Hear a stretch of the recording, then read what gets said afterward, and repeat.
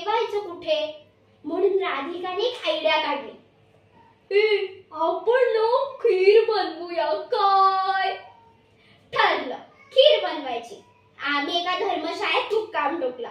3 दगडं मांडली आणि त्याची चूल केली. चुलीत धुराट्या, गोवऱ्या, लाकडं सगळं टाकलं. आमची खीर रटरटायला लागली. खीरीचा खमंग वास सुटू लागला. आमच्या पोटातले कावळे जोर जोरात फुटबॉल खेळू लागले. शेवटी ताटात खीर आलीच. आम्ही ती मनसोक्त खाल्ली. पण थोडीशी खीर उरली बरं. आता या खिरीचं काय करायचं म्हणून गणेश म्हणाला, आपण ही खीर उद्या सकाळी खाऊया बरं. ठीक आहे असं म्हटलं. पण एवढीशी खीर तिघांना कशी पुरणार हा प्रश्न आलाच ना. यावर राधिकाने पुन्हा एक आयडिया काढली.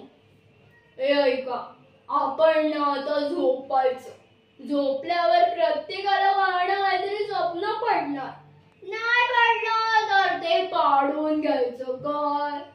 जेचं पण स्वप्न रातची असेल त्याला उद्या फुलटू खीर मिळणार काय. ठरलं. आम्ही झोपायला गेलो.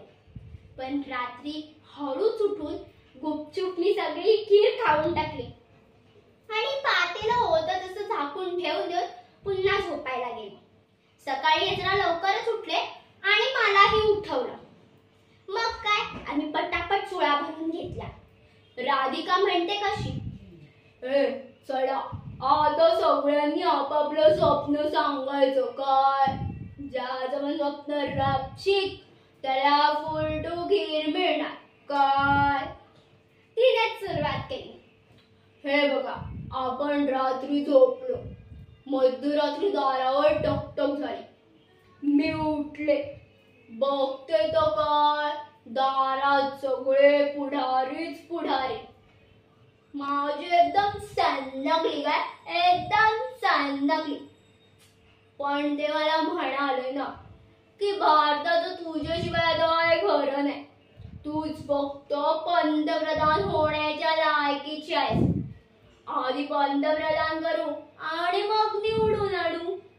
या बोलीवर सगळ्यांनी आपल्याला पंतप्रधान केलं काय. आपण पंतप्रधान झाल्यावर जनता कंट्रोल. मग आमचं कोण ऐकणार. गणेश म्हणाला. त्यानेही सुरुवात केली. बघा, आपण रात्री झोपलो. मग दारावर टकटक झाली. मी उठलो. दरवाजा खोलला. बघतो तर काय, सगळे देवच देव उभे.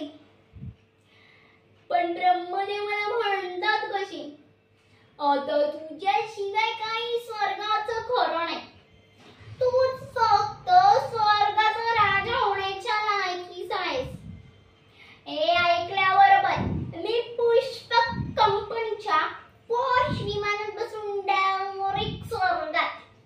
तिथे गेल्यावर आपला अभिषेक करण्यात आला. राज्याभिषेक. यापेक्षा भारी स्वप्न नसते. नसलेल्या खिरीसाठी भांडताना बघून मला हसूच फुटलं. पण राधिका म्हणाली, थांब आता हिचं पण स्वप्न ऐकून घेऊ. मग मीही सुरुवात केली. हे बघा, आपण रात्री झोपलो. मध्यरात्री दारावर टकटक झाली. मी उठले. दार उघडलं आणि बघते तो काय, एवढा मोठा राक्षस. त्याने तर माझा गळाच पकडला.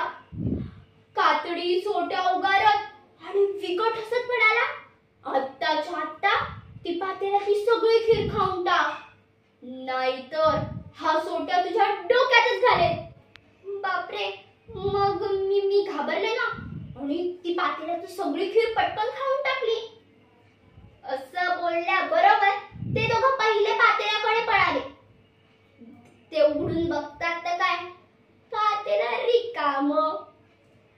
ती राधिका मला म्हणते कशी, अल्ला खोटाडे, तुझ्या सणकली काय, तुझ्या सणकली सगळी खीर खाऊन टाकली आहे तू खोटाडे. ए मग मी काय केलं असतं ग? त्या राक्षसाने मला मारलं असतं ना.